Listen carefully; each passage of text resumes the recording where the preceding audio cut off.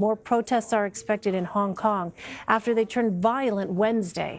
Residents are fighting against a controversial extradition bill. Protesters swarmed the city's government headquarters, but were met with force from riot police. Ramy Inocencio was in the crowd. We have to use force, said Hong Kong's police chief, and they did. They shot tear gas and pepper spray, swung batons, and fired rubber bullets. Protesters pushed back with water bottles, protected by umbrellas and masks.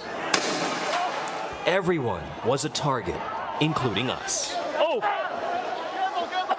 Already, the smoke and the tear gas is making its way here. Feeling it inside your nose, into your eyes, is getting closer and closer.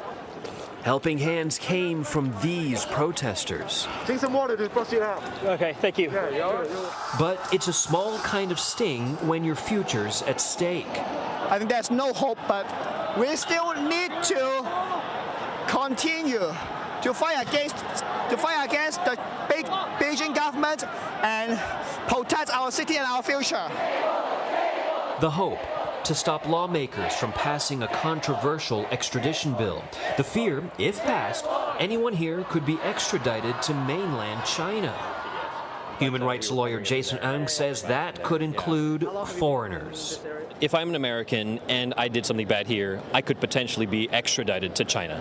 Well, you don't even have to do anything bad. What is to stop China from making up evidence? Hong Kong's chief executive, Carrie Lam, who's appointed by Beijing, said she hasn't sold out Hong Kong.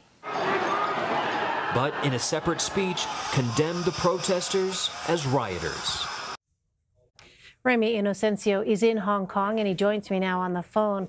Ramy, we saw you were among the protesters when they were tear-gassed on Wednesday. It's now Thursday morning in Hong Kong. What are you seeing? Are crowds starting to gather? Elaine, good morning from Hong Kong. Right now, it's a little past 7 a.m., and because it is a Thursday morning here and it is a work day, the crowds right now are pretty thin. Walking through the area that you just ran in the package, people are starting to arrive in the area. It is an area of regular office buildings, places that people get breakfast at in the area, too. Also, of course, the home of Hong Kong central government offices. But there was also notably a strong police presence on various corners. There were also policemen pulling out barricades to try to arrange them around. This appears to be in anticipation of more crowds coming today. We have been getting some reports saying that there are some people who will come out today. Remains to be seen if it will be as many as yesterday, on the order of several thousand, maybe more than 10,000, some even say 20,000. But again, it is a work day. Maybe the next time we might see larger crowds than this might be the weekend. And Ramy, we saw a little bit of this in your piece, but what have you been hearing from protesters on the ground about their concerns over this bill? Sure. Well, here, basically, it is not so much the extradition law itself, but what could actually happen through the lens of Beijing, through the power of Beijing that has been slowly encroaching on this former British colony ever since the handover in 1997. The fear is that it would basically be legalized kidnapping, some folks have said. In the past, over the past few years, there have been obviously illegal kidnappings of various critics of Beijing.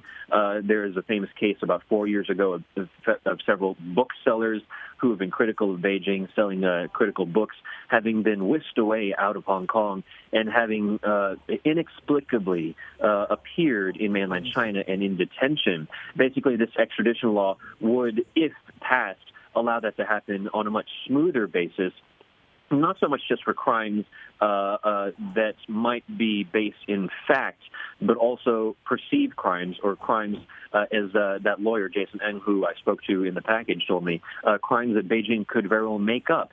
And that's the fear of many in Hong Kong. And Ramy, when we saw these protests start initially, they were peaceful demonstrations. When is it and why is it that they took a turn and became violent? You're right, Elaine. When we landed in the city, that was around mid-morning here. We made our way And around 11:30, 12, it was vibrant. It was peaceful. People were chanting, but there was no violence. Vibrance, but no violence.